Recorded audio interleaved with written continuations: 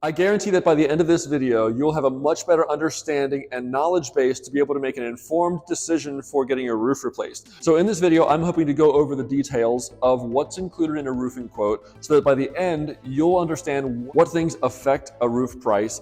So the things that we're going to be covering here which affect the price for a roof replacement are things like size, complexity, the type of materials you use, things like labor. All right, so a small disclaimer here on the numbers. I want to give you as accurate numbers as I can here so that you can kind of compare. And these aren't the be-all, end-all of numbers, and it's not a hard, fast quote that you can use for your specific house. So to do that, you'll want to get a quote from a roofing contractor, and they might vary some, but this will hopefully at least give you an idea of the range of cost you're going to be looking at. So let's look at this from a perspective of roof and house size. So take this small house, for instance, a fairly simple house. It's only one story. The pitch isn't that steep. It's not very complex, not very cut up. If you're looking for a shingle roof on a house similar to this, you'd be around $10,000 for a full tear off of the old roof and a full installation of a new lifetime shingle roof.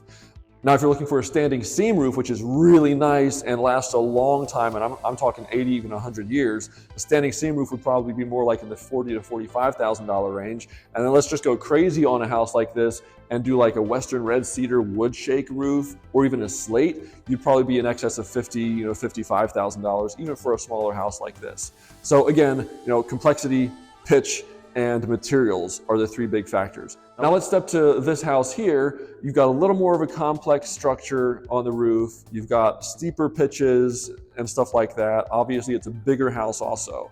So maybe your house is more similar to this one. So for a shingle roof replacement on a house like this, you're probably looking at like $20,000 to $22,000 for a full lifetime shingle roof. So for standing seam on a roof like this, which is more of a middle of the road house with some complexity, the valleys and so forth, you'd probably be looking at $95,000 to $100,000 for that standing seam roof. And then if you bump up to like a cedar or a slate roof, you'd be in excess of $130,000 for a cedar or a slate roof on a house like this with, again, kind of medium level complexity and pitch. Okay, now let's bump up to this one. So this is a bigger house. Maybe you're like, oh, this is more like mine. If so, cool, nice house. The roof is more complex, as you can see. There's steeper pitches involved. It's got a pool house in the back, which I have included in my pricing here. If you're looking for a full shingle replacement of this house roof and the pool house, you'd probably be looking around the $40,000 range for that on this house. A standing seam metal roof, which really is what this house should have, if not shingles, would probably put you more like in the $180,000 range. And then if you were to go like, again, a cedar shake or a slate roof, you'd be in excess of $200,000 for this roof. So let's talk about size. Obviously, roof size affects your pricing dramatically, but that shouldn't really affect prices from contractor to contractor that much.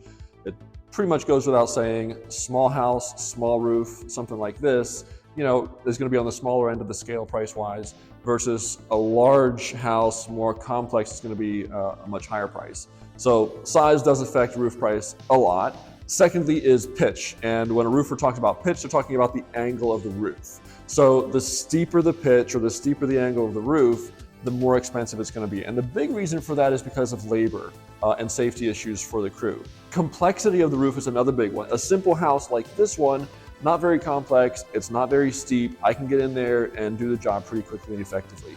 However, if we take more of a middle of the road house or even this more complex house, it's going to take quite a bit more time, not only because of the steepness, but also because of all the different angles, right? We see step flashing and all kinds of different things, which just kind of cut up the roof and make it more difficult and more labor intensive. So those three are probably the biggest three factors in how much pricing goes into a roof, along with materials.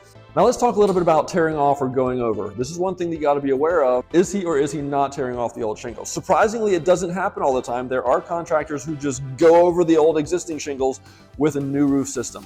Sometimes you can get away with that, but if you're putting a shingle system on or any other kind of roofing material, you really should be tearing off the old materials and doing a full inspection of the underlying roof deck, the plywood, and then putting a full new system on. It does obviously affect the pricing because not only do you have to have labor to tear off the old roof, you also have a lot more cleanup and you have dumping fees to get rid of all of the old materials. Now, once you have the old roof off, again, if you've got a good roofer, they're going to inspect the roof deck to make sure that the plywood can be reused. If there's any wood rot there, the plywood should be replaced at this time before you put the new roof on.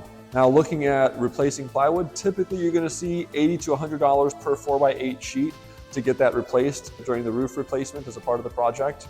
If it's more extensive, sometimes you find, God forbid, a lot of mold in somebody's attic and all of the plywood has to be replaced. Then you're going to get that, per sheet price down a bit because there's volume savings there. Another factor in your roof pricing is warranties. I'm not going to go into the details here, but please do watch this video where I go into the details of how warranty affects pricing and how warranties can differ drastically from contractor to contractor. So make sure you check this out. Something else to be mindful of as far as pricing comparison is what is the contractor actually replacing versus reusing.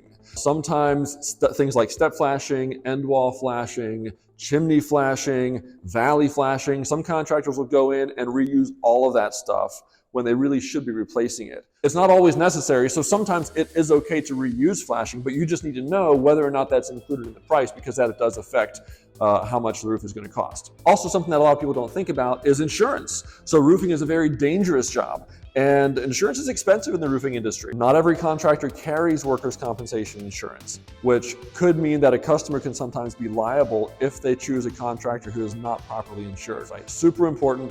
Unfortunately, that does cost something. It's not free, but it's much better to make sure that the people you have working on your property are safe and covered should something happen. So you want to make sure that your contractor has the proper liability insurance and, just as importantly, the proper workers' comp insurance to make sure that their workers are covered while they're on your job site. Something else that affects roofing prices in our service area is where you're located. So it might be Lancaster, Harrisburg, Philly.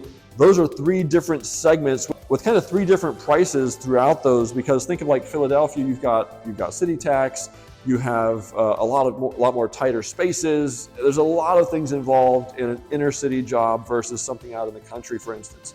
So location does play. Often it's a much smaller factor in your pricing, but it can affect what your total price is. So there you have it, kind of an overview of the factors that are involved in a roof replacement price. Hopefully this is helpful for you and you can kind of identify one of these three houses where you're gonna land depending on the material and the system you're getting installed. You can also rest easy with our guarantee, which you can learn more about at this short video here, where I go over what we as a company guarantee to you to make sure you get what you need on your roof replacement. So there you have it. If you have any more specific questions or have something that I haven't answered here, feel free to contact us. But hopefully this is helpful and will help you make an informed decision when you're trying to compare prices on a roof replacement. So thanks for watching.